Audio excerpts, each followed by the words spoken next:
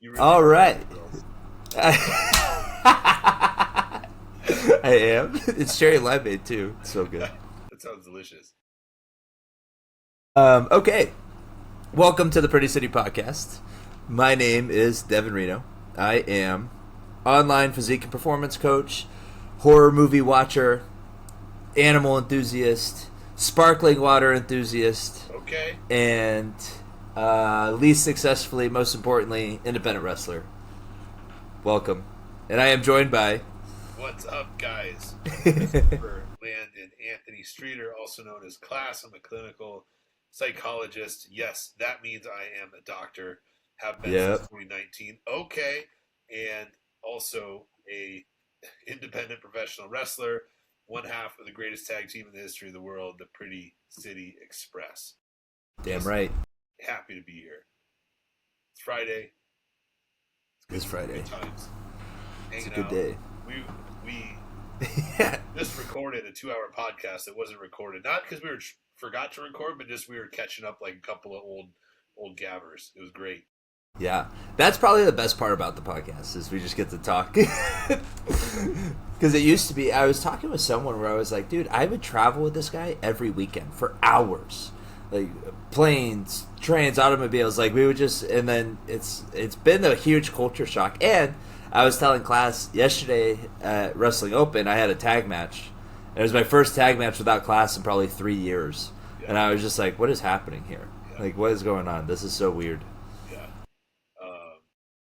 Yeah, we spent just about every weekend together for especially the last 2 years, but the better part of the last 3.5 years, really. And so, like, I'll get out of one of our recording sessions, and Danielle's like, "What in the hell are you guys doing for 4 hours?" She's like, "How are you putting out 4-hour podcast episodes?" I'm like, "Oh no, they're usually like an hour and a half." She's like, "What?" I'm like, well, we talk for like an hour and a half or so before, then we do the podcast for an hour and a half, and then we end up talking for another 30, 40 minutes afterwards. I'm like, look, like, I know you don't like to hear this, but in some ways, Devin and I were in a relationship too because we traveled so much, and we actually probably spent more time together, or very close to about as time together as you and I spent. Yeah. Like, let me adjust. It's fine. Yes. Road wives are a very real thing. Yes. Like, you always heard that in wrestling. Like, oh yeah, like the people I think of is like Kofi and Punk. They would call each other the road wives. And it's like, oh, we're not even in WWE, but that's the same thing. Like, yes, exactly. I know in my last relationship, that was definitely a thing where she was like, oh, well, you just go with class or something. And I was like, well, yeah. That's part of it. So if you are dating a wrestler, first, I'm sorry. And second, they do have the road crew. The thing with me, though, is like, for my last relationship, I would try to say, like, well, he's the perfect road wife from your perspective, because we would just go to the gym, we would get our meals in, and we would go to the hotel and sleep afterwards. Like, we were on the same routine, we were regimented, we did all the things, and had zero time to fuck around. Yes. Whereas, like, if I can see it being a problem if it's, well, I know that guy's a party animal, Yes. he's going to lead you to bad decisions, all the things. It's like, that doesn't really happen if you have the right team around you. And even with Jaden and Zamaya, like, same thing there, where we're all kind of doing the same shit, and we're keeping each other out of trouble more than anything. Yep.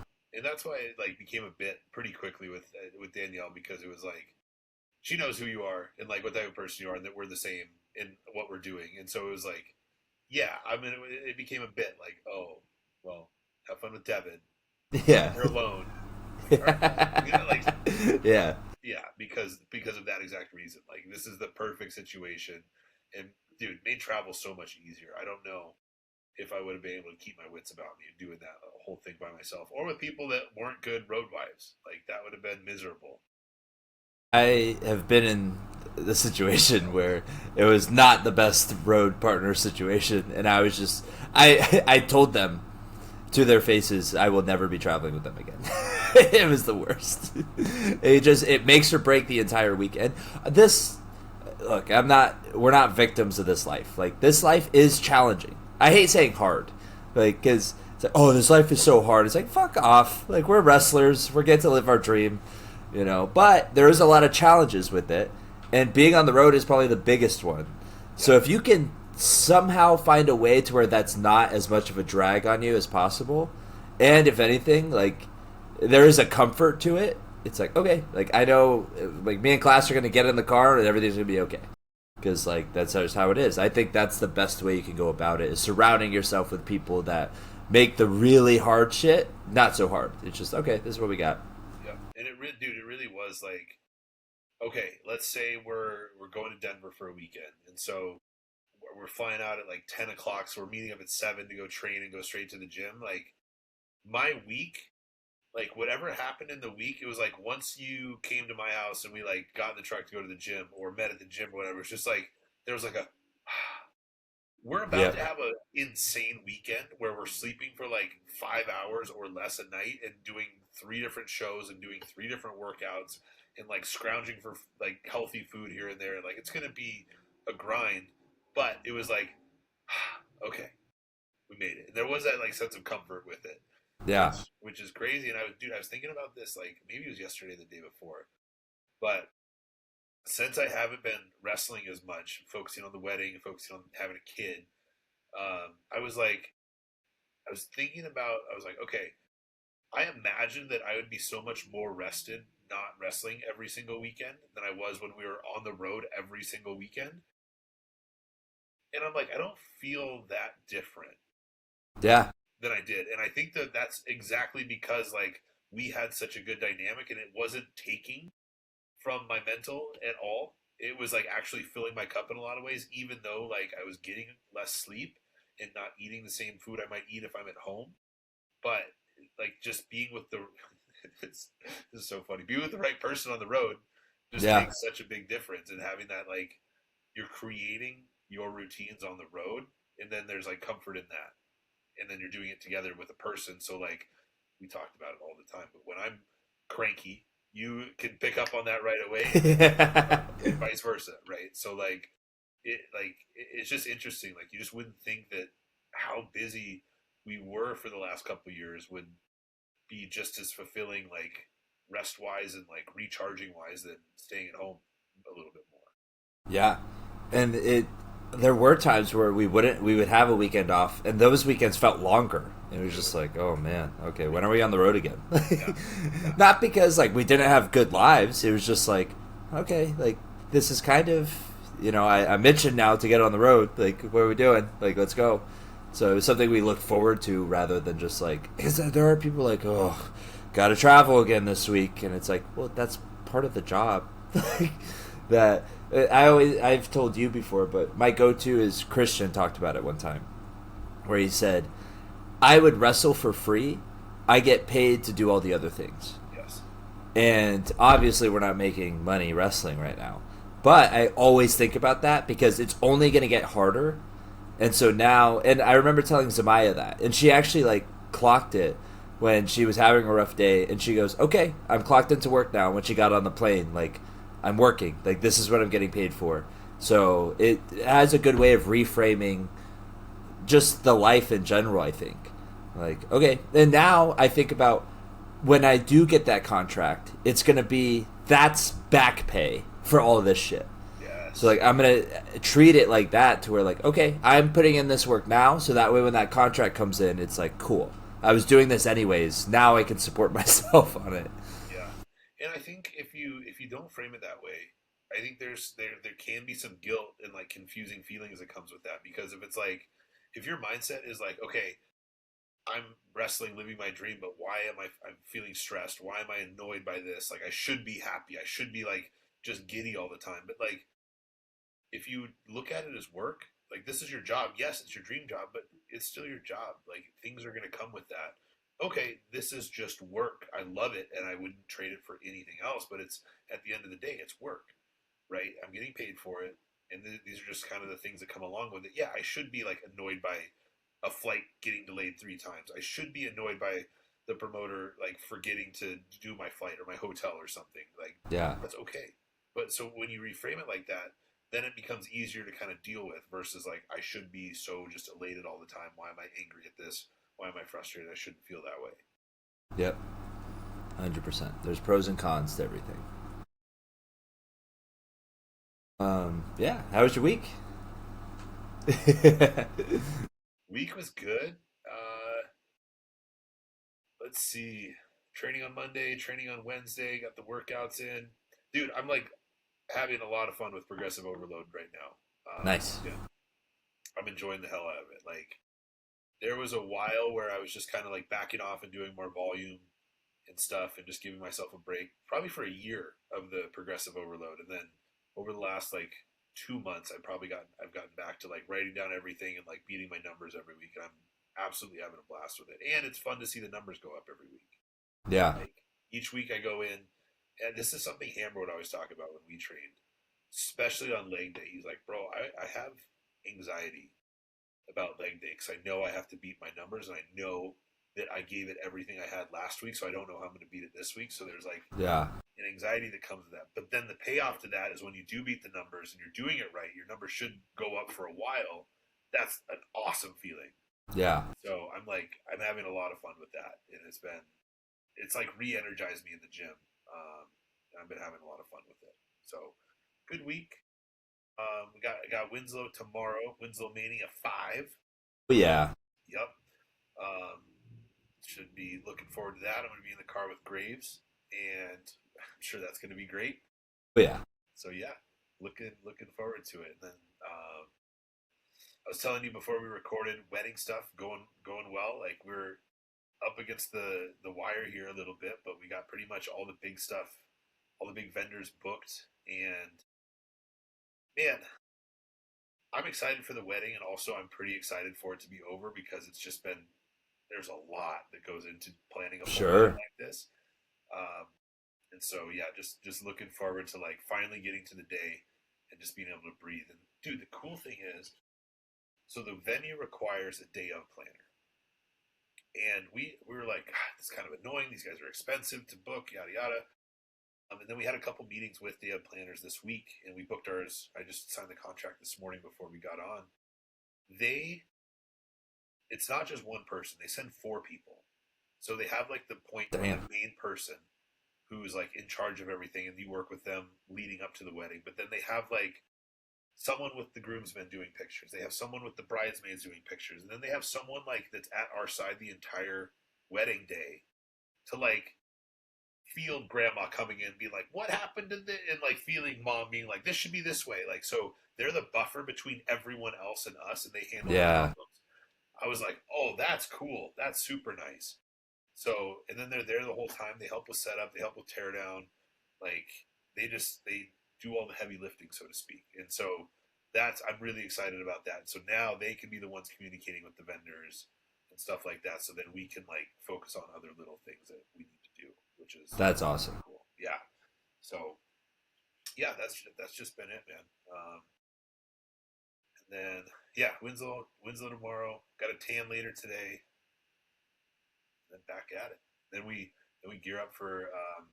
I know you have a lot of other stuff going on that we'll get into for a minute in a minute, but then we have our anniversary show from PCW kind of gearing up Yep. in September, which should be great. Yeah. That's gonna be exciting. I I go back and forth between like, oh shit, that's coming up, and then oh wow, that's still so far away. Like, it's certainly back and forth. I had a check in with Blake, my coach, like 2 weeks ago, where he was like, hey, that's like on the horizon because we're prepping for that right now, trying to bring the best look that we have to that show specifically. And I was like, oh shit, like you're right, it is kind of crunch time, physique wise at least, because I think we're what 5 weeks out. 5 weeks out, yeah. Oh yeah. All right. I know.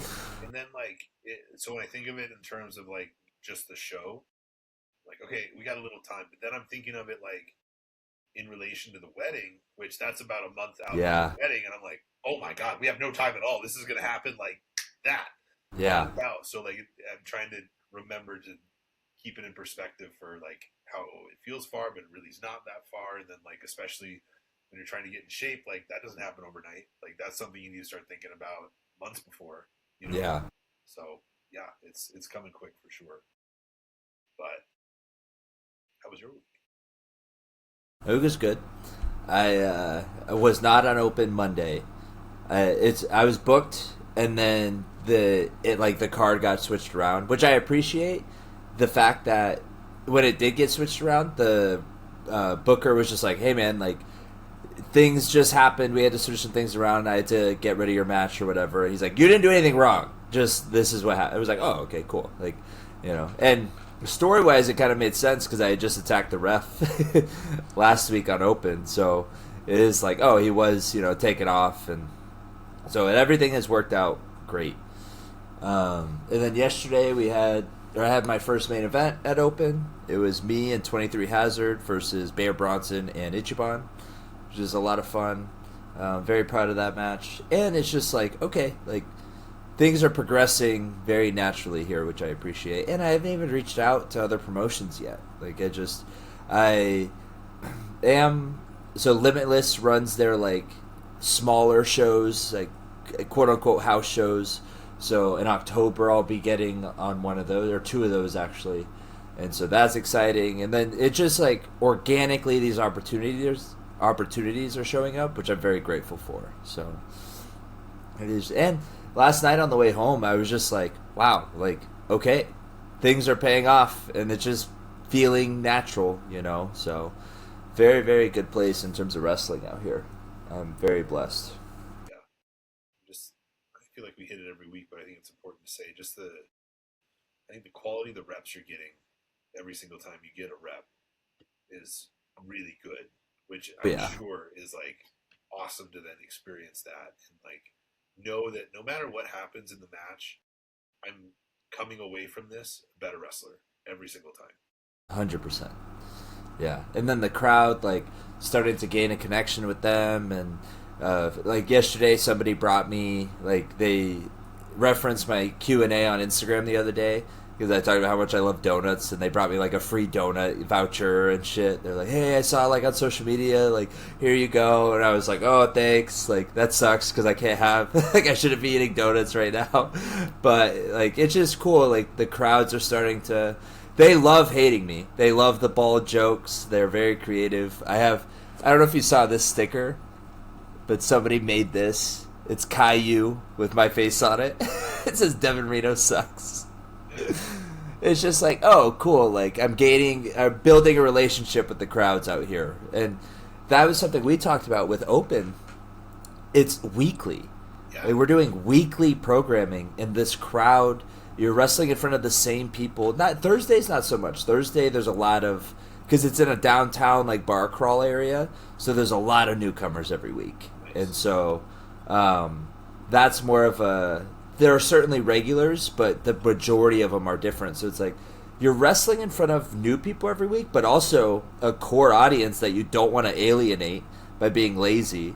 Because I feel like they deserve more. So you're challenging yourself in creative ways and building a relationship, and just like, okay, like you're gonna see me every week. How are we gonna figure this out? Because it is a relationship with the audience. Like they have to want to see you, whether it be to boo you or kind of like Bear and Ichiban are so over. The crowd loves them so much, and I feel like that's harder as a babyface because you can only do so much. And so for a babyface to stay over that long just is a testament to those two and how talented they are. And then, because for us, it's like, okay, how do we feature the babyface's stuff in unique ways? Because then that helps us build a relationship where they're like, oh, we can see Ichiban and Devin in the ring. I think we've been in the ring 3 times now in the 6 weeks I've been out here, but it's been different every time. Yeah, So it's definitely a unique challenge, and one that I'm very blessed to be like challenged with, I guess. yeah, absolutely. Yeah, it's been fun to watch too. Like I know you send a lot of clips and matches and stuff, so it's just been fun to follow from afar as well. And see like the weekly programming, man, that forces you to be very creative and innovative with what you're doing, so you don't show them the same product every single week. You have to, and that's I think part of why they have such a good return fan base is what are we going to see this week? What's Ichiban going to do this week? How's Devin gonna like be a motherfucker this week. Like you Yep. have to be innovative, and that's part of what keeps people, I assume, successful in their eyes and on the top of the card. So Yeah. it's been cool to follow that from afar as well. It's certainly, well, and just the caliber of talent like out here is insane. And I was telling you before we started recording, but it is okay. These people are better than me, so how am I going to not only wrestle to their level, but how am I going to help push them a little bit? Because there's something to like someone like Bear, so talented, obviously on a crazy run right now. And it's okay, that's awesome. How am I going to push you to want and we were excited to work, but it's okay. How are we going to push each other here, as opposed to yeah, let's just play the hits. We can do that, but that doesn't do much for us creatively, and we're both creatively ambitious. So it's all right. What can we do here that'll leave some on the table, so that way when we wrestle later, we have stuff to go back to, but also satisfy the crowd and our creative fulfillment. Exactly. Yep. Yep. Yeah. That's So awesome. yeah, and we're gearing up for American Rana, which that'll be my Rana debut. It's in 2 weeks, 2 weeks from today. So that's exciting. Can't say what's going on yet. I just know I'm on the card. Yes, sir. Yes, sir. I have been mandated to therapy, by the way. Shocker. I've been out here 6 weeks. Mandated to therapy due to putting my hands on Bill, the official. And I'm on probation too. That's new. Which it's funny because when I for those of you who are unfamiliar, I attacked a referee last week at Open, and that's a big no-no, obviously. And so I told the group chat, Zoomies, you, and Jaden, I was like, hey, here's the deal. I laid it out in a way that made you guys think I had a Devin crash out. And I remember Zamaya told Dom, and Dom was like, not surprised. Of course it's already happened. But it is fun that that's part of the story now, and it's part of the character, and it's become a real thing that I can draw out of, which is, again, weekly. That's new. Okay, we have a character that we're developing week by week. How are we going to do that in a wrestling context? It's a very fun challenge for sure. Yeah, absolutely. Just learning to work different muscles out in the wrestling business. Yeah. Which you, Our goal for a long time has been, how can we be the most well-rounded wrestlers possible? And weekly shows is not something we have access to out here. So now you're working that muscle out. It's only making you better. yeah, I'm very, very blessed. So, I think, did we just go in a class center?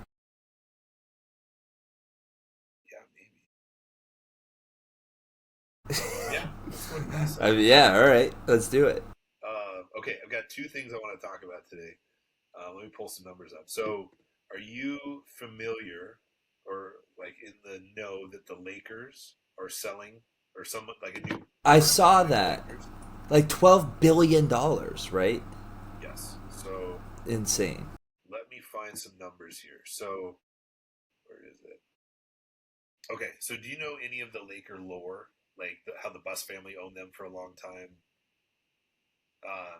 So it's kind of cool. There's actually a very, very good show on HBO. I think it's called Winning Time, with John C. Reilly is Jerry Buss, and it's how the Buss family ended up buying the Lakers in the early days of the Lakers. It's a great show. It got discontinued after 2 seasons, which everyone who's watched it has loved it. Even my parents, who don't give a shit about basketball, watched it and they loved it. That's cool. Yeah. So but this is the very much the cliff notes. But in 1979, Jerry Buss, he bought the Lakers, the Kings, the hockey team, and the Coliseum where they used to play. Kings and the Lakers used to play in the LA Coliseum, which is a famous. Okay. Arena. He bought that for $67 million. Now, he bought the Lakers, the Kings, and the Coliseum, 2 sport franchises, and the famous LA Coliseum venue. $67 million. And what year was this? 1979. Shit. Okay. So when you break it down, the Laker part of that I think comes to around 12 million. Wow. $12 million, and in 2026 they're selling for 12.5 billion. Oh my god. How crazy is that? That's insane. I ran the numbers. It's 185% increase in the purchase price. Jesus Christ. Wait, 185%? 185 times. Okay, I was like times, right? Yeah. Oh my god. Yeah. And so I mean, I can't tell you exactly all the history, but Jerry Buss was like, have you heard of the Laker girls? Like, when I say Laker girls, does that mean anything? So he was doing all these things. Like, it was LA, it was Hollywood. The Lakers were kind of a whatever franchise. They moved from Minnesota to Los Angeles before then, whatever, like not big. But then he comes in and he like tried to make it like a club environment, like get the celebrities in there and stuff like that. And that's the big thing with Laker games is you have like all the celebrities. Every Laker game they'll show all those celebrities. Yeah. Jack Nicholson always had courtside seats forever. Like he's a staple. He's always sitting on the side of the visiting bench on the court. And he's just like, it's him, and then tons of other people are always there. So it's like this environment. And then he did the thing with the Laker girls who were like basically hot dancing cheerleaders. He brought in to like make it more exciting, and then he really innovated the halftime shows to make it again like a production and more exciting. Yeah. There's a lot of like That's cool.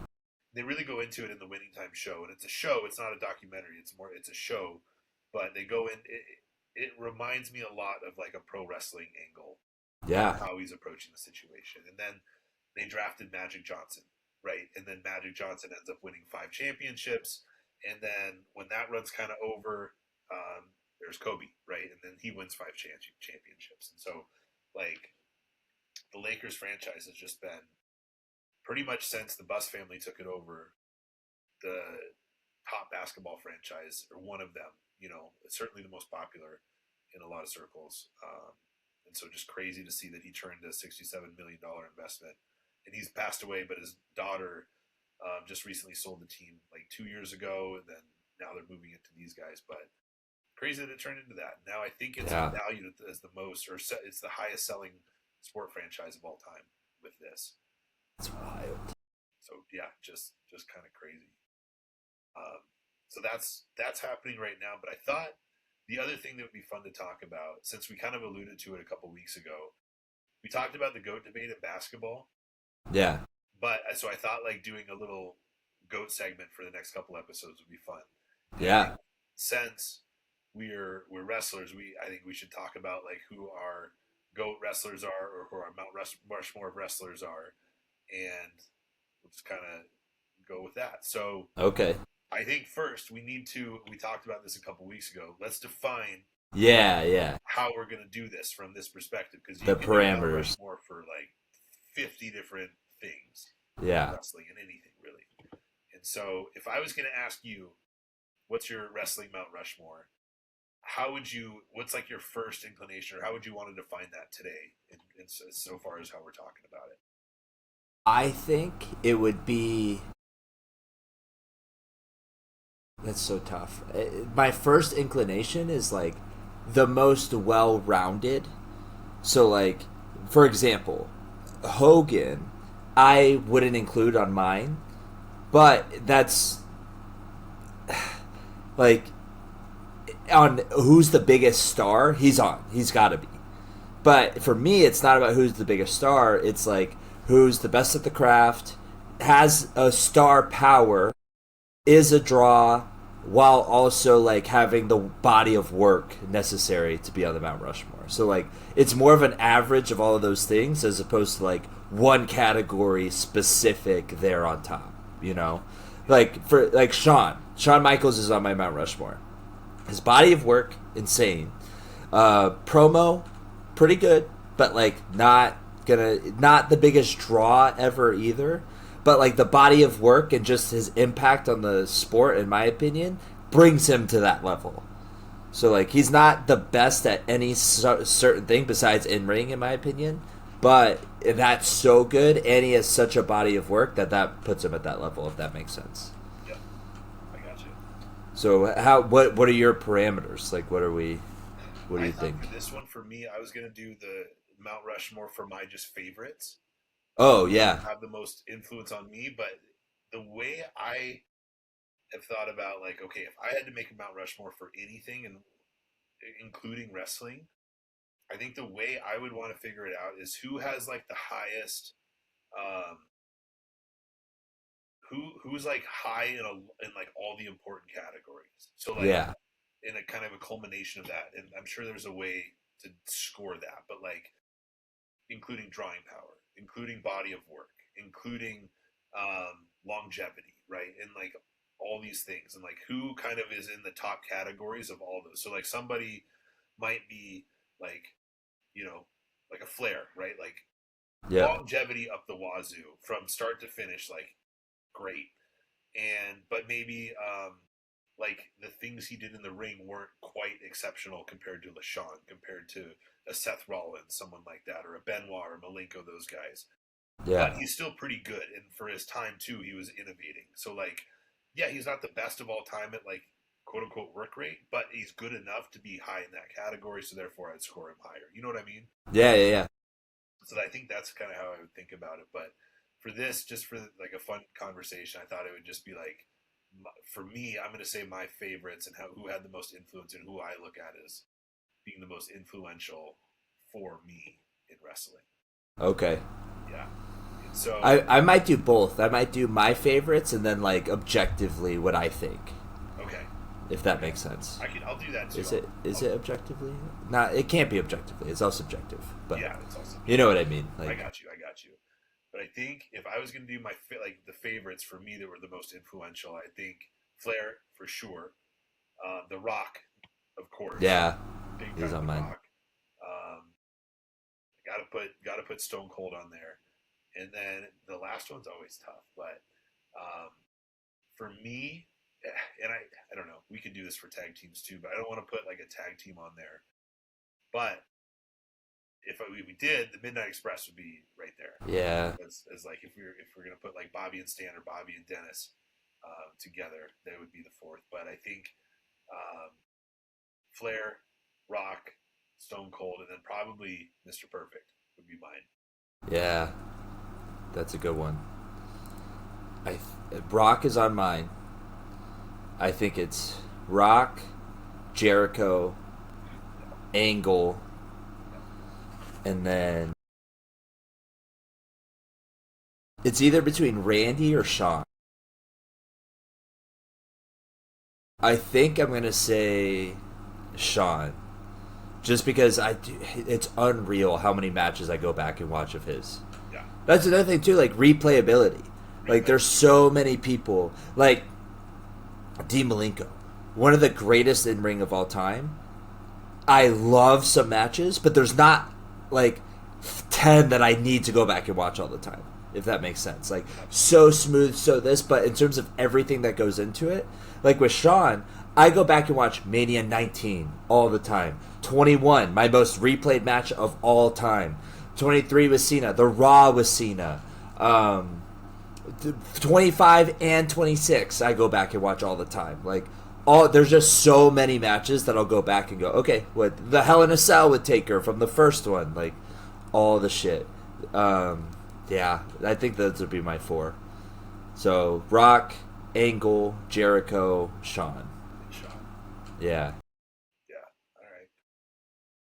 I think then as far as like who I would view as like the most influential, and I actually looked this up. So because Cornette talks about this a lot on his podcast when people talk about like the Mount Rushmore and stuff, and like he's like nobody really considers anyone before like the golden era of WWE. yeah, And so there's not in money wise because inflation and whatever, but the highest like drawing wrestler of all time is this guy Jim Londos, who was a Greek wrestler in like the 30s, 40s, 50s.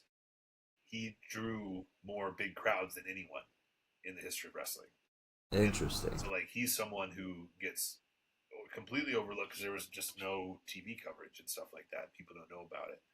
So Yeah, like I I don't know enough about it to like put him on there, but I think it's fun to like go back and learn about that stuff. And like Strangler Yeah. Lewis was another big one, who was very big. But I think for me, the people like I guess I'm going to try to look at this as like drawing power, influence to the business, or like who kept the business going. I think Flair and Hogan have to be on there for me.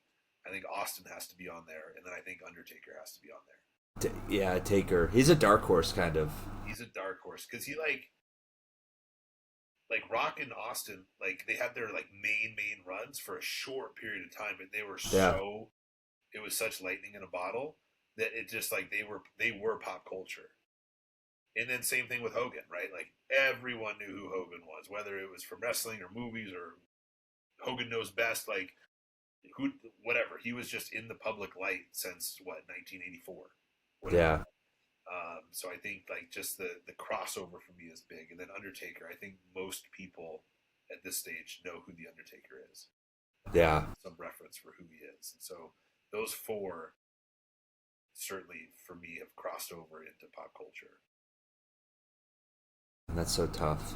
If we're talking about influential, I or like the crossover appeal, ugh, I don't want like Hogan has to be on it, even though I don't want to. I think it's Hogan.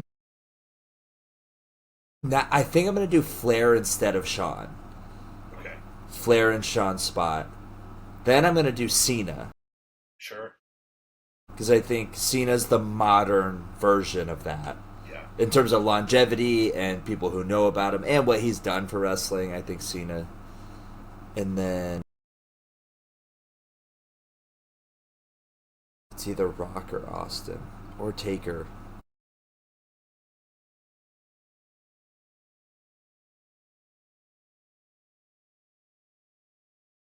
I think Flair, Hogan, Cena.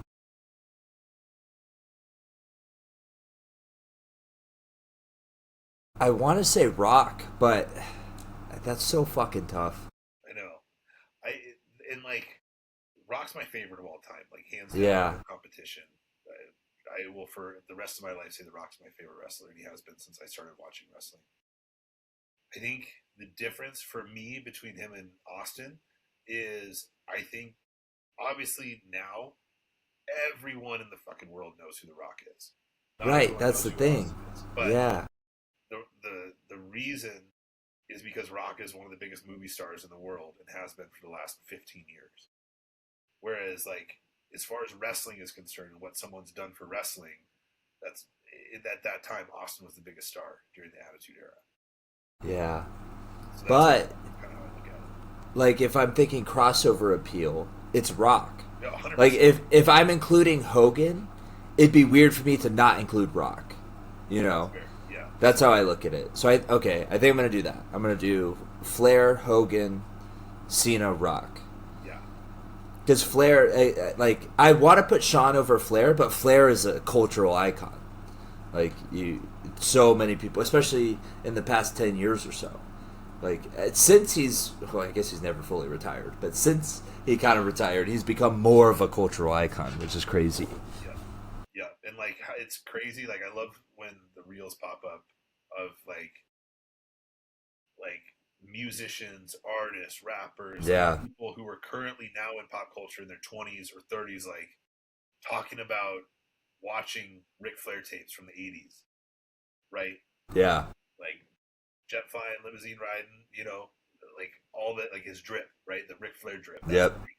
Like just the way that he like was the coolest motherfucker. He had the blonde hair. He talked the talk. He walked the walk. Like incredible. And it was cool. It's cool too because like at that time it was very different, right? Like he wrestled for WCW for Jim Crockett Promotions and did the territories, but everyone knew who he was still because he worked so freaking much. And so whereas like yeah, the guys at WWF at the time, that's like the superstar Billy Grahams, the Bruno Sammartinos, like it's these larger than life people that were kind of for a lot of ways like built into stars there, but not necessarily all over the world like Flair was. Flair was everywhere, man. yeah, And like Japan, and all over the world, Mexico, all over these places where he was drawing insane amounts of people for 20 plus years. Yeah. And just, I know Bret Hart hates his work, but it is like he's got some fucking matches that you go back and watch all the time.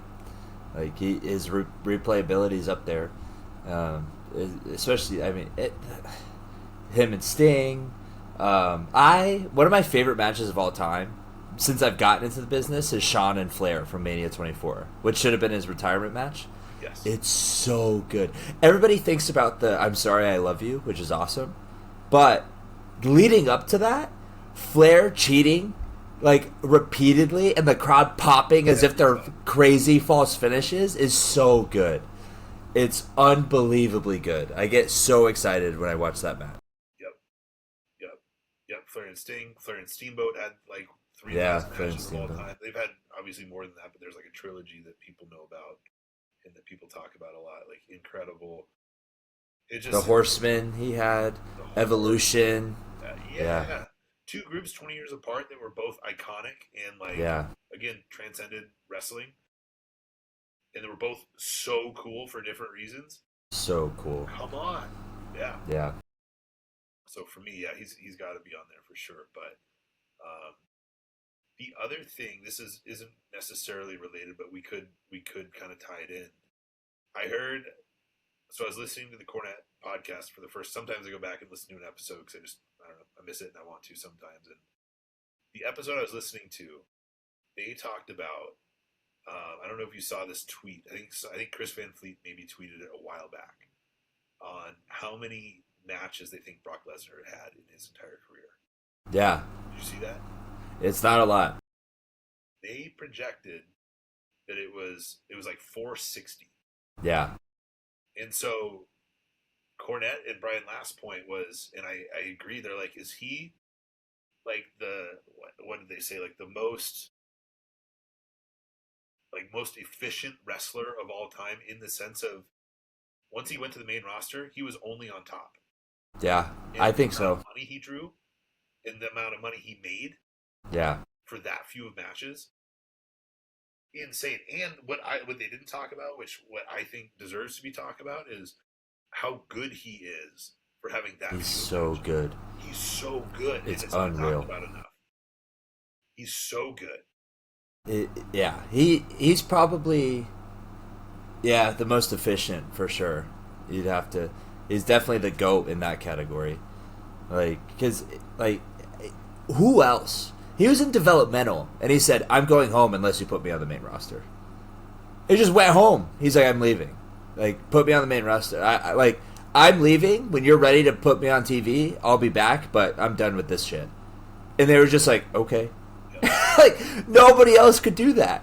So yeah, he's got to be the most efficient. Like in terms of just freak, he's the top for sure. Yeah. And every time he comes back, it's a big deal, whether people want to admit it or not. We don't even know if he's retired, even though it seems like it. But yeah, I mean, Brock's definitely an underrated GOAT, I think. Yeah. And replayability.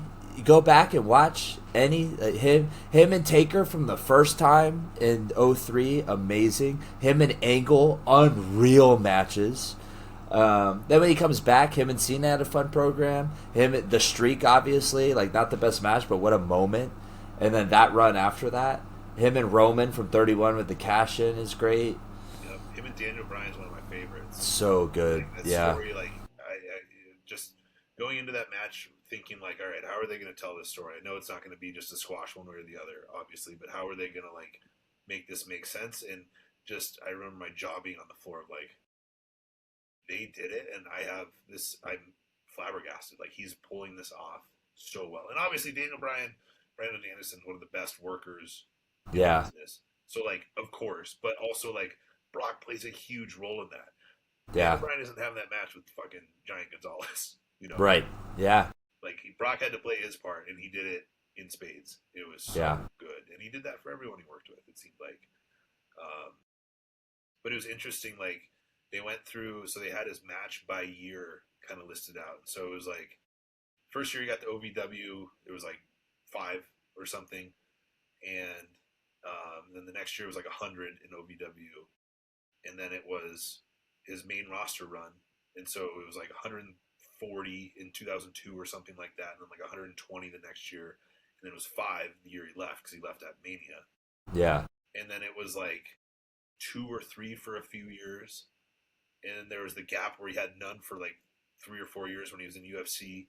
Yeah. And then when he came back, the average was kind of like probably 7 or 8 matches a year. There was one year I think he had 16 matches between 2012 and now, but usually it was like somewhere between 7 and 8, if not, that was like the average. Yeah. So between 2012 and 2026, anywhere from like 2 to 1 year 16. Yeah. That's wild. Isn't that crazy? Yeah. And then, percentage wise, he's got to be like from hits to misses. He's got to be up there. Yeah. That's crazy. Yeah, literally, like truly, a once in a maybe generation, once in a lifetime type of talent, just or like athlete. Well, he went and became UFC champion. champion of the world. As like a side quest. Yep. He did it twice. It's unreal. Yep. Yeah, there's not. Yeah, with like barely trying. I bet like not trying. Maybe that's the wrong word because I don't think he like phoned it in. But without like dedicating his whole life to it, like it takes. Yeah. Unreal, dude. Yeah. So I thought that was interesting. I thought that was worth like tying into to our little. He's probably the greatest athlete in history for wrestling. It's him or Kurt. Yeah. In my opinion. But I think I would argue that, like, we all know the story of like them, like, kind of cornering Brock into like shooting. Yeah. Kurt winning that, like, that's very well known. But I think, to me, Brock is more impressive because he was like 300 pounds. Yeah. And he's doing all the things he's doing at that weight and still being that agile and that athletic. I think you could argue that's more impressive, or that impressive factor, like, hold some weight in debating those two. Yeah, absolutely. I think they're definitely the two best athletes in wrestling history. For sure. Yeah. I don't think because like there's people who do cooler shit, but in terms of credentialed and like I just don't think anyone matches. And the success they have in wrestling, yes. I don't think anyone matches them. No, for sure. Yeah. So yeah, I'll try to think of a few more GOAT debates or like Mount Rushmore for different sports and stuff as we go on. Yeah. Now I'm trying to think in ring because we brought up Danielson. It's got to be Shawn, Brett, Danielson, Omega. Yeah, maybe. Which might be. I think because I'm trying to think of like the different styles and the goats of those styles. Like I think it's those 4 because Shawn and Brett, the goats for very different reasons. Yeah. Danielson's kind of a hybrid, but more on the Brett side, and then Omega's just like the modern style epitomized. Like whether you agree with it or not, that's how it, in my opinion. And I think Will's right behind him. Say, if you're gonna do the modern style, I think he's gonna probably end up taking that crown. Yeah, I think Will, and then Fletcher was right behind him. Like, oh my God, he's unreal. But you also have to look at like Eddie Guerrero too. Eddie, yeah, he deserves to be in that conversation too because like like the lucha, the American style, like he could do everything at the highest level. And like we talk about it, right? You hear all the stories of guys going like, "Who's the best guy you ever worked with?" And how many people say Eddie? Yeah, with him, right. I might take Danielson out and put Eddie in there. Yeah, because I think bridged that gap. Yeah, of, like different styles, and whatever style he wanted to do, he was the best at. He could do. Yeah, he could have a banger with Brock. He can have a banger with Ray. Yeah. Like, and they were all just like, we just listened. Yeah. Like, yeah. All right. Do the lie, cheat, and steal gimmick, and do that. And he was such a character. Yeah. Such a character. Yeah. Like, it made everything he did made sense. Like, oh my God, he's so good. Yep. Yeah, I'll put him instead of Danielson, even though it's close. Yeah. I think Danielson's right there, but I think, you have to look at Shawn and Brett. Like their stuff holds up. Yeah. Completely, and then Eddie's holds up. Like nothing else too. Eddie, it's crazy. Like I always think about that. Like Eddie would still maybe have a match or two a year. Yeah. Isn't that crazy? Like Yeah. it just, or like the era that came right after he died. Like he would have had some amazing. He could have had the Shawn where he has a second Hall of Fame career, Yeah. just because like he was so good. Yeah. That's wild. I don't know if you've heard that. I saw a reel where Triple H is talking about Shawn and when he left the first time, and there's that quote where he said, "If I died after Mania 10, I'd be the biggest star of all time." Like Shawn thought about that. He was like, "I should have just, if I OD'd after Mania 10, I would have been the greatest what if ever."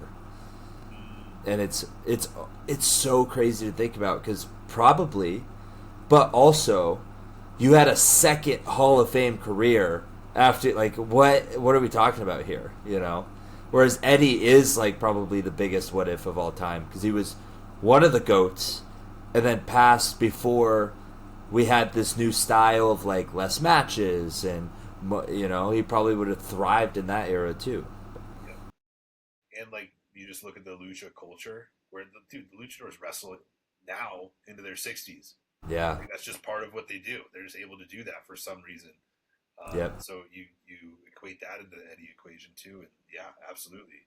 Luchas are built different. Like They there's really are, man. there's lucha strength, it's just way different than anyone else. Like Bandito, not the biggest guy. I remember when I saw him, I went, "There's no way this is the guy who's doing one-arm military presses." And then you just see him base and stuff. You're like, "This is unreal." Like they are unreal strong. I feel like they just have this like ability to manipulate physics. It reminds me of like male cheerleaders. Sure, there you go. Like that's what I equate it to. Male gymnasts and male cheerleaders, where they're just freakishly strong and in terms of manipulating body weights and stuff like that, where it doesn't make any sense, but there is that style of conditioning and strength where you're just like, yeah, like that's just, they're built different. Or acro is another one. I don't know if you've heard of that. It's almost like cheer, but they do routines and very like body weight supporting each other's stunts. And the stuff that they would do is just, I remember when I worked at a gymnastics gym, the acro classes were some of the most interesting to watch because I would just be like, how are these people human? Like, I don't understand how they're able to do these things. Like, I was watching it in real life right in front of me, and I was like, I don't get it. It's magic. Like, I don't understand this. But it's just pure physical strength and coordination and flexibility. Yeah, Lucha's like that for me. That's what I think. That's a great comparison, I think. Yeah, it's different, man. Those guys are strong. Doesn't make any sense. And just the athleticism with it, like, and it's just a different type of smooth. Where and it makes me so mad because luchas, like, they're so impressive, but the in between shit is so lazy. Like, that's another thing. Like, there's so many things where it's like, oh, if we just tightened up those things that nobody cares about, everything, like, you would be the greatest wrestlers of all time, just like, without a doubt. Pull them to the middle on a shoot off, right? Please. Or like sell instead of sitting there waiting for the cat, like shit like that, where I'm just like, you would be the greatest, like nobody would be able to touch you in terms of in the ring. But it's those things where I'm like, ugh, like, yeah. All right. It's just like not important in that style, right? Yeah. And like who are it obviously works. And I remember the first lucha show I was on where I realized, oh, the crowd doesn't care about that. They care about the showmanship, and they're like in on it that it's entertainment, but they're also, the things that they do think are real are, it's just so weird. And not weird, it's different. And so the first time I was on a lucha show and I had an American match because we were the opener, I was like, wow, this crowd, like, we did not do a good job getting them. And then I watched the rest of the card and I went, oh, because this is what they want, got it. And then I just started, okay. And once I got over well, my trainers are going to hate me doing this because it doesn't make sense. It's like, yeah, well, the 500 people in the crowd loved it. So, yeah. Like, maybe you were doing your job as opposed to doing it, quote unquote, right. Such a good lesson, I think. Especially in Arizona. Like, those people, the students at the school should be doing more lucha shows. I used to tell that all the time. Like, you are not, I was 3 months in, in half-hour long matches where we're not wrestling, we're entertaining. Yeah. And that gave me so much confidence just to be out there. I was wearing boots, no knee pads, and tights, or, underwear. And I was like, all right, like, I'm just going to be out here goofing off for a half hour and trying to keep these people entertained for that long. And we did, because I was just like, fuck it. I don't care about what I think is right. I care about entertaining these people. Yep. It's a great lesson, I think. Yeah, it's a great lesson on how to interact with the crowd. Yeah. Like, if nothing else, you learn how to entertain, and then the ones who are good and can like transcend the different styles know how to, okay, let me take that part of it and bring that into the American style, right? So I can have this psychologically sound match with good fundamentals and also bring that showmanship with it to make it that much better. Like, you're just putting another tool in your toolbox that's only going to be helpful for you. Yeah, and then it didn't pay off until like 4 years later, where I'm, okay, how do I get a fair show crowd to care about an indie match? Oh, well, remember in Lucha when you had to entertain what is essentially a fair show crowd? And then now I have the confidence to go, okay, I know how to hook them and get them to pay attention. Now I'm going to take them on the ride that I want to do, I'm not going to cater to them. I am to get their attention, but then after that, it's like, all right, strap in, you're on Devin Reno's roller coaster now. Like, I'm going to tell you how to react, not the other way around. Absolutely. And so I think there's a skill to that for sure. Yeah, 100%. Okay, so with that, Class Center is over. Hell yeah. Do we have a House of Horrors? I don't know if I talked about Evil Dead 2 last time. Because I was telling you about the hand. And the first one... So, I think this is where the confusion was. I saw 2 Evil Deads that week. I saw the new one, and then the old one, the original. Yes. I saw... This week, I watched Evil Dead 2, which is the sequel to the original. Got it. Okay, no, we did not talk about that. Okay, let's talk about it. Because, hilarious. Again, I was, like, texting my friend who, she's, like, all about these movies. And I remember last week, we talked about how the forest sexually assaulted her. Yes. And I was, like, texting excuse me, like, what did I sign up for? What are we doing here? And so, Evil Dead 2 starts with Ash, the guy who survived last time, right? And a new girl going up to the same place. I literally was like, what the fuck? I texted her, I went, wait, he's just going back with another girl? What are we doing? Like, this guy's insane. And so, in the first one, this is fucked up, but the first one, his girlfriend gets possessed, right? And he ends up, like, backhanding her. And I made a comment, like, that was a little too comfortable. Like, he was a little too comfortable just Like, I understand she's a zombie at this point, but, like, he went straight for that. And it didn't work. And so then, this time, she gets infected. Like, almost within 5 minutes, they've both become zombies. And I was like, where are we going? Like, we started hot. Like, first of all, I still don't understand why he went back. They don't really explain that. Like, because he finds this tape recorder again, which describes the monsters and the Book of the Dead. It describes everything. And the first one, he burns the Book of the Dead, but it's there the second time. So I might have to watch it again, because I still don't understand how he ended up in the same exact spot, and I'm supposed to feel sorry for him. Like, I don't think I'm supposed to feel sorry for him. Like, he is kind of written like an idiot. Yeah. But I was just like, what are we doing? It's not a babyface. No, not a babyface. So, Ash ends up, his girlfriend gets infected. He kills her. Again, I was like, I think this guy just hates women and wants an excuse to kill them, because this is the second movie in a row where he's like, oh no, my girlfriend's a zombie, I have to kill her. Like, I think this is just what his thing is. And so it starts. Also, I think the first one came out in 82 and this one was in 87. special effects, you could tell they were having fun with it. Like, he ends up getting launched, like, through the entire forest, and they do this crazy camera shot, and then he kills the girlfriend, cuts off her head. Her head still talks, and then there's, like, this weird, he buries her.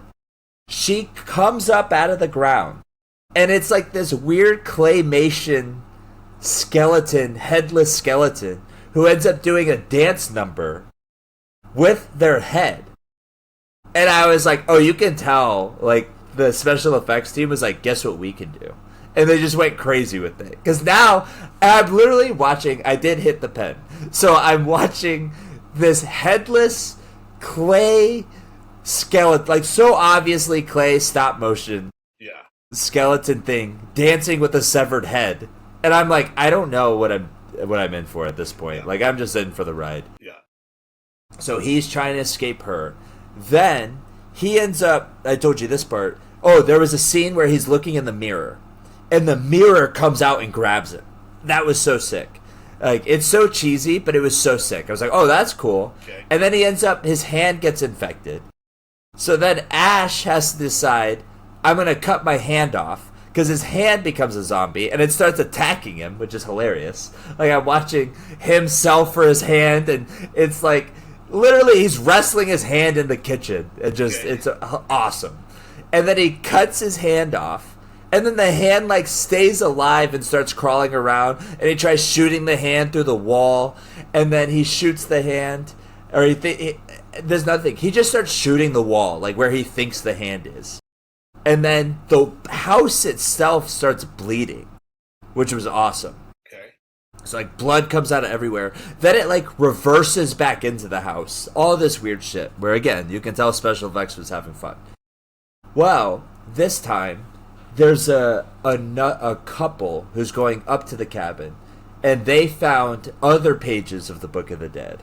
Okay. And so they're like, oh, like, this couple, what, like, the girl's grandpa was involved in all this occult shit.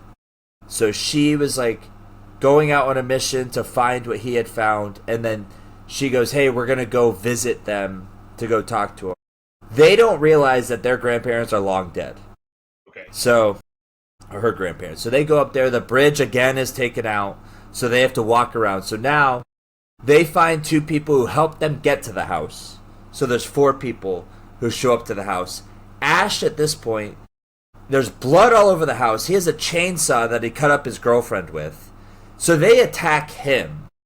They, like, put him in the cellar.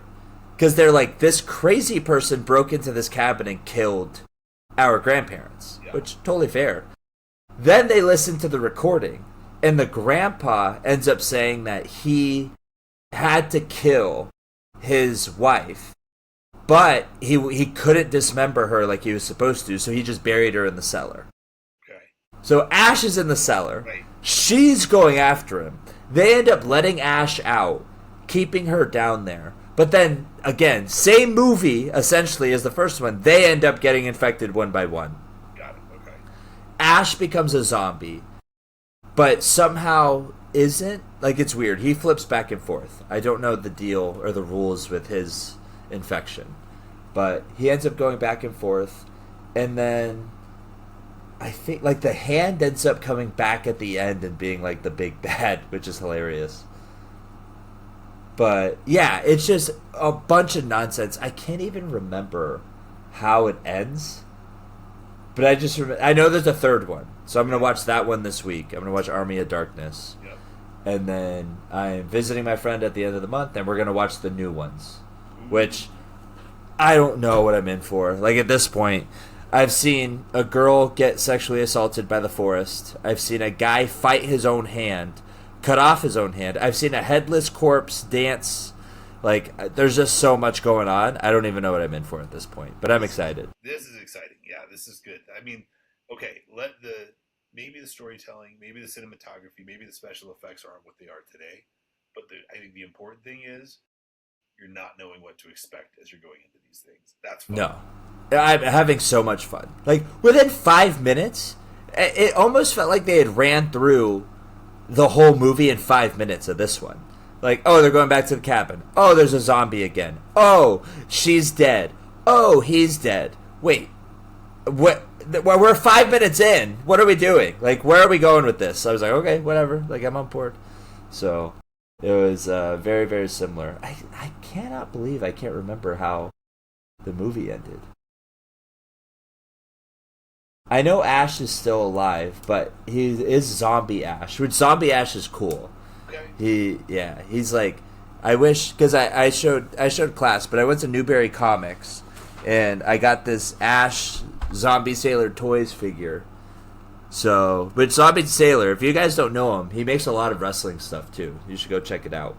But this is Chainsaw Ash, and they have Evil Ash, I guess. See, here's the back. It has like all of the different Ashes. Nice. But this is Army of Darkness. This is the third one. So I don't know this version of Ash or this version yet. And then this new zombie must be in the third one, but I don't know yet. So, yeah, I'm excited. Go check out Zombie Sailor Tours. It's cool as fuck. He's got a chainsaw hand and the whole thing. And go watch Evil Dead, because it's an amazing, ridiculous, you don't know what to expect story that just keeps getting more and more crazy. I love it. But if you're, and it's the 80s, so it's not super scary. It's funny, I actually saw a tweet today that somebody was like, so in the new Evil Dead, I talked about how they killed a dog, right? Yeah. And the girl was tweeting, and she goes, guys, all of you horror movie people are complaining that they kill a dog, where in the first Evil Dead, this chick gets raped by a forest. Like, priorities. What are we, like, you're gonna die on that hill? And I was like, that's a great point. Like, I remember watching it going, oh my god, this is uncomfortable. And this is from the 80s. So, yeah, I'm very scared to see what happens in the newer remakes. I'm legitimately terrified. I'm like, I don't know if I have what it takes at this point. Because if they get more intense and more graphic, I'm going to be very uncomfortable. Yeah. I think I speak for all the Pretty City podcast fans in that we're all excited to hear where in the absolute hell they're going to go next. I'm so nervous. Even this third one, like, we're looking at those other figures, like the Pit Witch. I'm like, I don't know what that is, but that sounds terrifying. Yep.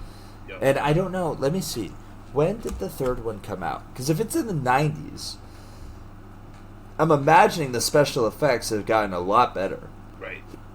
If they made that many leaps and bounds between 82 and 87.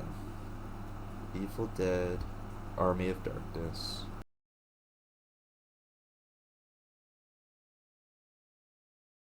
I think 1992. Okay, so a little bit less of a gap. Yeah.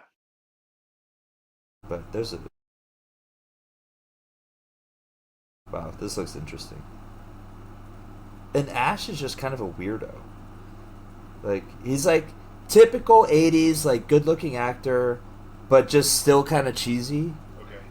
And it is just like, he is just kind of an idiot. Like, it's hard to cheer for him, to be honest.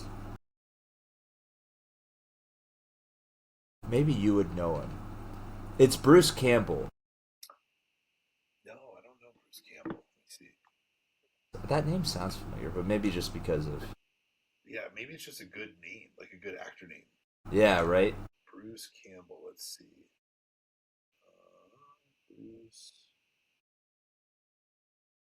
Bruce Campbell, okay.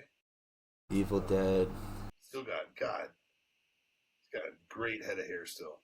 I know. Jeez. He's in Spider-Man 2 and 3. That's interesting. Yeah. The Tobey Maguire. Yeah, a bunch of Evil Dead. Oh, he's in a Winnie the Pooh Christmas. There you go. Yeah. Looks like that's his kind of thing. Yeah. Yeah. Well, then Sam Raimi, I believe, is the director. Okay. He directed, like, I think Spider-Man 2, the Tobey Maguire Spider-Mans. He directed Doctor Strange, the newer one. Okay. So he's got, like, a cool... I really enjoy his movies. Ash vs. Evil Dead. I have to watch that. Yeah. That's like a TV show. Oh, okay. So I think I'm going to watch Army of Darkness and then start the TV show. Nice. Leading to seeing the newer remakes. Okay. Which it looks like Ash is in those, so that's kind of fun that they Yeah. did like callbacks to him. Yeah, yeah. It's probably his guy. He Yeah, is Evil Dead. yeah, that's cool. But yeah, and then I want to start watching Welcome to Derry. We were talking about that a little bit because when I was looking for, I wasn't even looking for this figure. I just was at the comic book shop. I saw the Welcome to Derry Pennywises, and they look sick. So I was telling class, I want this shelf behind me to be all horror movie figures. I think that'd be sick. Yeah. And Universal is doing a crossover with WWE, and they're doing like Fatu is the werewolf man, like shit like that. Yeah, That's where cool. I'm like, oh, that's cool as hell. Like I might have to get those. Let's see, when did those come out? I wonder if they're. I think Comic-Con just happened, so they announced a bunch of shit like that. Okay. And you know, I don't think I've talked about it a lot on here, but I'm a nerd for that kind of stuff. I don't think we've talked about it, but me and you have talked about it. Yeah. Monsters WWE crossover.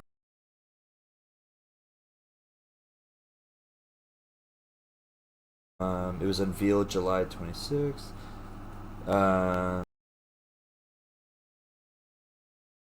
that's cool. They have like zombie Kevin Owens. Dang. Yep. There's Fatu. Dude, that's so sick. That's so cool. Liv Morgan and Chucky. Okay. Yep. Sure. All right, yeah, I might have to get those. That's cool. Yeah. CM Punk is Dracula. Okay. And John Cena is the Invisible Man. Of course. That's so sick. Incredible. I'm a huge Universal person. You know that. Yes. Which House of Horrors this year.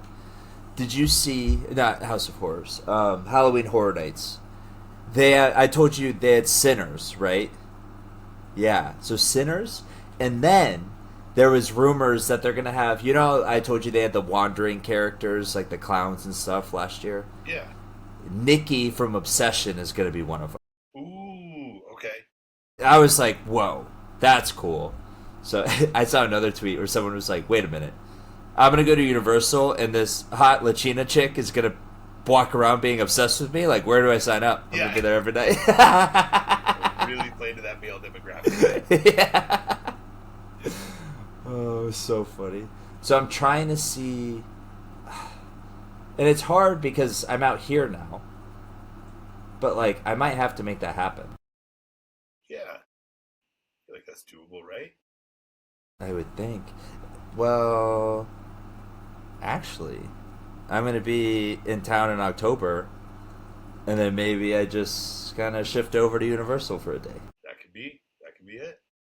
Because someone's getting married. That's true. Let's see. I'll look this up on my own time. But now I'm getting all excited. I'm like, okay, I might be able to make this happen. Yeah, absolutely. That'd be fun. Hell yeah. So yeah, that's House of Horrors for this week. Evil Dead, amazing, outrageous franchise. Go check it out. And now I know why my sister's so into it, because she's told me about it, and I was just always like, it just seems like gore for gore, Yeah. and I'm not really into that. But there is a certain charm to the movies where I'm just like, oh, these are amazing. Yeah. They're so fun. Yeah. They're just fun. They're fun. Yeah. It's different, right? Like different than the newer kind of version of this genre. Fun to go see kind of where it evolved from. And like we talked about last week, man, the 80s movies are just fun. They're just a lot of fun. So I like it. Yeah, it's that's the best way to describe it. It's just fun. It's like those matches you have where we're like, dog, this won't make sense, but we're gonna have fun. It's like, okay, I'm in. Yep. Yeah. Man, okay. So is that it? I think that's it. Yeah.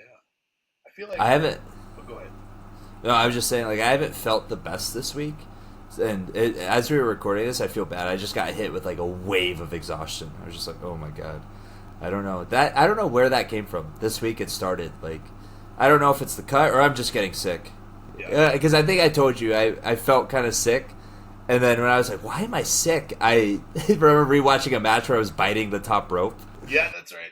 And I was like, oh, that's disgusting. Like, that's definitely where I got sick Yeah, from. could be, could be. Um, well, yeah, let's wrap it up. I'm wondering if we're due for like a Q&A episode or a watch along episode coming up. That's what I'm thinking, right?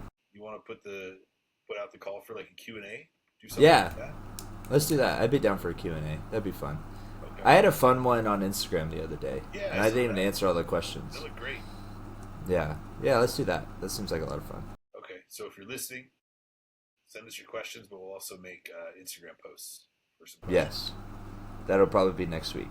Yeah, yeah, yeah. Perfect. Hell yeah. All right. Well, thank you guys. And, oh, Winslow Mania. So Mania 5 for PCW on Yep. tomorrow. And then Wrestling Open next week. Yep. I don't know about Monday. I actually don't know about either one, but I'm assuming I'm on at least Thursday because we're building to Rana, and then maybe Monday. I don't know. We'll see. I hope Monday. That'd be fun. Yeah. They are doing a brand split though, so I think I don't know. I don't have the Iggy on what brand I'm on yet, but I do think the way things are going, I'll be on Thursdays. That's better, right? As far as travel goes, that's like half the distance. It's closer, yeah. Yeah. It's not. Well, and then that's the other thing is like Cranston is such a sick venue, but in the summer they draw a lot because the kids are out of school, Sure. so they're about to have a huge drop off, Sure. just by circumstance, nothing to the product's fault. So I'm curious to see how that all plays out. But we'll see. I'll keep you guys updated. Cool. All right, guys. See you next time. Hell yeah! See you guys. Thank you.